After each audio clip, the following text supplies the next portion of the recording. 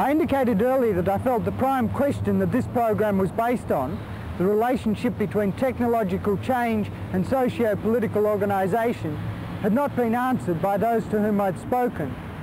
This has not disappointed me, nor has it surprised me. The question is a tough one to answer. To begin with, it's based on a supposition. Has the technological revolution begun? Perhaps I went to the wrong people in search of answers. If the new right is to provide some sort of philosophical framework for socio-political organisation sans technology, should I have perhaps sought detached observers? But detached observers, they're hard to come by at any time. In the final analysis, perhaps the only detached observer is history. But from our limited perspective of the now, it still seems a necessary drive to speculate. And for my part, my speculations are still cushioned by provisos. If, as some commentators postulate, the rise of the new right is simply a pragmatic development, the pendulum swinging back the other way, then I consign it to the category of the hundreds of political movements throughout the world in each decade that briefly surface, make a noise, and are then lost to our memory. On the other hand, if it is driven by some more substantial philosophical base, a search for an answer to the oldest unanswered question there is, who are we, why are we here, what's the meaning of life, then I give it a much greater chance of reaching eventual dominance. To me, the new right does seem to be searching for an answer. And perhaps if they never find an answer, they'll provide civilization with a further brief respite from the more numerous demagogues who are forever promising utopia on a silver platter. Demagogues who parade openly as tyrants, or more furtively as nice guys, everybody's friend, the plastic politician. But the outlook for the new right doesn't look that bright, if what Patrick Tennyson sees is true. I don't agree with it at all. I think it's altogether wrong. I think it's a lot of wishful thinking by a group of academics who are like the public servants in Canberra, very isolated from the community, and who are unaware of the immense power of the public servants in Canberra. No, I think this is mere wishful thinking. A lot of these academics earlier were Whitlam supporters. They can't quite wear the Liberal Party completely, so they're looking for some sort of alternative. Max Harris is on this sort of kick too, but Max doesn't know, which camp he's in, or whether he's in Adelaide or Sydney or Zurich or selling books in book fairs in Frankfurt or anywhere. Optimism in the long run, not in the short term. Because I can see that things are going to get worse before they get better. There are people who are very pessimistic, and they tend to be the people who have been favouring intervention.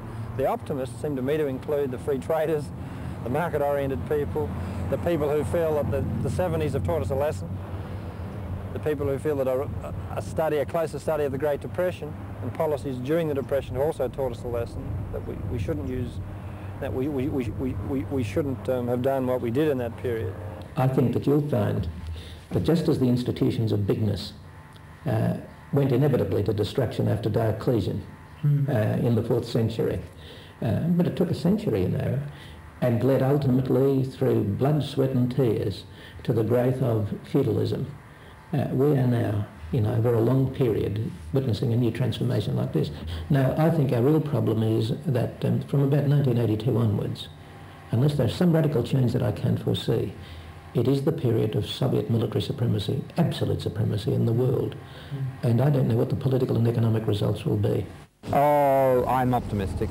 I'm optimistic because I think that's the history of the world. There are major hiccups, I'm not arguing that, but I am definitely optimistic. I do believe that the evidence proves that given the opportunity to choose, 8 times out of 10, which is a pretty good average, people choose at least a satisfying solution and usually an optimum solution.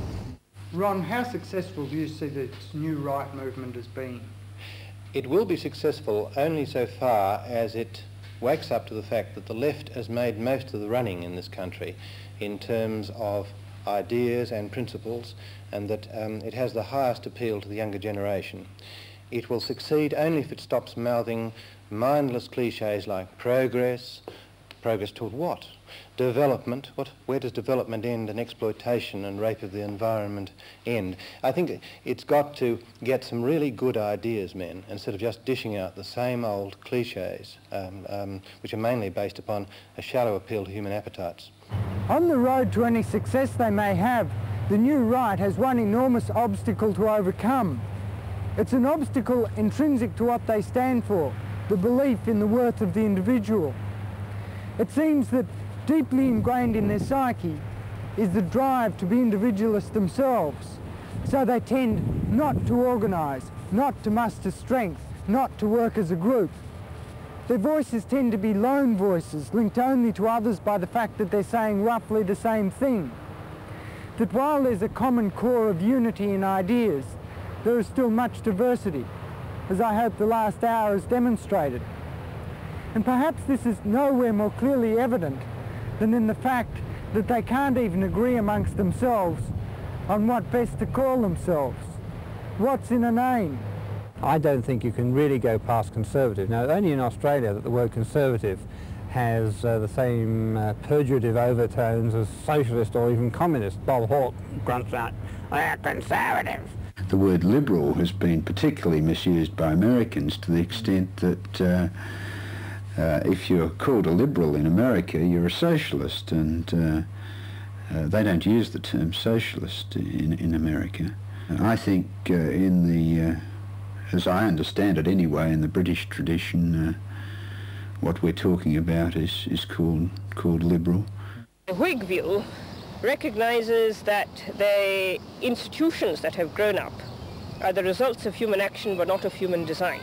One can no more build a language or a system of law than one can set about deliberately building a tree.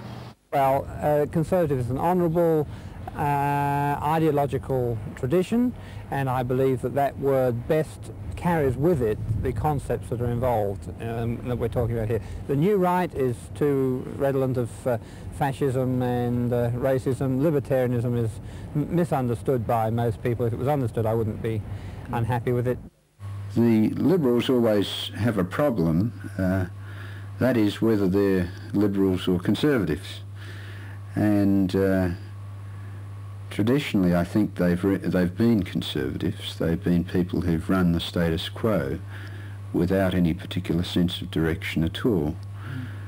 Recently they have been influenced by libertarian, liberal if you like, principles and ideas under the stimulus that we've been speaking of, with the revival of liberal philosophies. Conservative, as far as I'm concerned, is a person who has a rather too easy satisfaction with the powers of the government. In other words, they're likely to use them if they can. Neo-conservative, I think, is probably the best description, because it is in itself something of an adaptation of the mainstream of conservatism.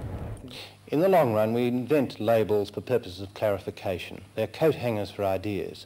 When we really persuade ourselves that they mean something absolute, we're in trouble. Conservative, neo-conservative, Whig conservative, radical conservative. What's in a name?